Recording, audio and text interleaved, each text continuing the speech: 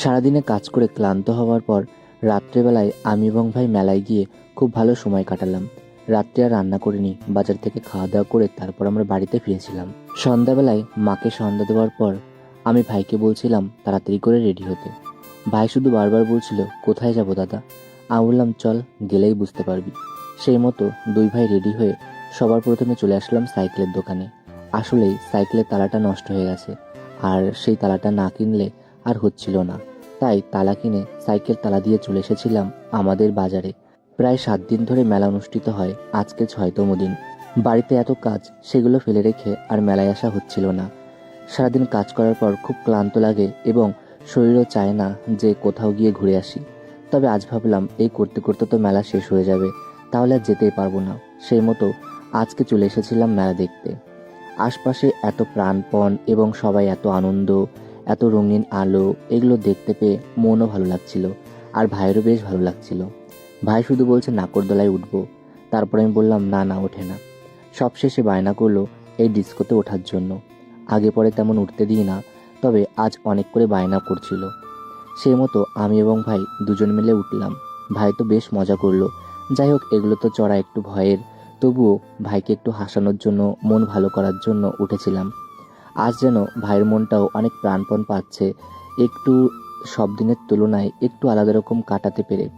ভাইও বেশ খুশি হচ্ছে। আসলে আমিও এটা অনুভব করি, রোজ দিন একই রকমভাবে কাটাতে একটুও ভালো লাগে না। মেলায় এসে অনেক ভালোবাসার মানুষদের সঙ্গে দেখা হয়েছে। হয়তো সবার সঙ্গে ভিডিও ক্লিপ নেওয়া হয়নি, তবে অনেকের সঙ্গে দেখা হয়েছে, কথা হয়েছে। সত্যি খুব ভালো লেগেছে।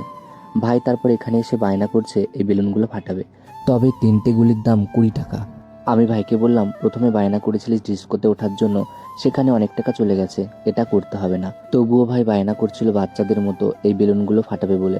যাই হোক, তারপর 20 টাকা দিয়ে যখন 3টে গুলি দিলাম, আমি দেখে একদম অবাক হয়ে গেলাম। ও 3টে গুলি দিয়ে 3টি বেলুন ফাটিয়েছে। যাই হোক, বেলুনগুলো ফাটাতে পারলে তবেই ও পুরস্কার পাবে। সেই মতো যখন 3টে গুলি মারলো, তখন 3টে পুরস্কারও পেয়েছে, একটা জিপশুল, একটা মগা আর একটা ঝুড়ি। ভাই এগুলো পেয়ে তো ভীষণ খুশি। তবুও ভাই যে এতটা প্রাণপণ হয়েছে আজ, শুধু বায়না করছে, দাদা এটা কিনবো, ওটা কিনবো। তবে আমি ভাইকে মানা করছিলাম না, বলছিলাম কিছুদিন পরে কিনে দেবো ভাই। হ্যাঁ দেবো, কদিন পরে, এখন নয়। এই বলে বলে সবশেষে আমরা কিছু বাদাম ভাজা নিয়ে তারপর আমরা বাড়ির পথে ফিরছিলাম। তবে ভাই আজ যতটা আনন্দ পেয়েছে, আমার মনে হয় না বিগত কয়েক মাসের মধ্যে সেই আনন্দটা উপভোগ করতে পেরেছিল। তবে সবশেষে আমরা বাজারে একটা দোকানে দাঁড়িয়েছিলাম। আসলেই সারাদিন এত কাজ করেছি, এতটা ক্লান্ত লাগছিল, সেই কারণে ভাবলাম রাত্রে গিয়ে রান্না করব, তাতে আরও অনেক বিরক্ত লাগবে। তাই বাজারে একটা দোকানে এসে ভাইয়ের জন্য ফুল প্লেট আর আমার জন্য হাফ প্লেট বিরিয়ানি নিয়ে তারপর আমরা খাচ্ছিলাম। আসলেই মেলাতে বসেও আমরা তেমন কোনো খাবার খাইনি। আসলে আমাদের খুব খিদে লেগেছিল। যাই হোক, সারা মেলা ঘুরে এখন দোকান থেকে খাবার খেয়ে তারপর আমরা খুব সুন্দর সময় কাটিয়ে বাড়ির পথে রওনা দিলাম।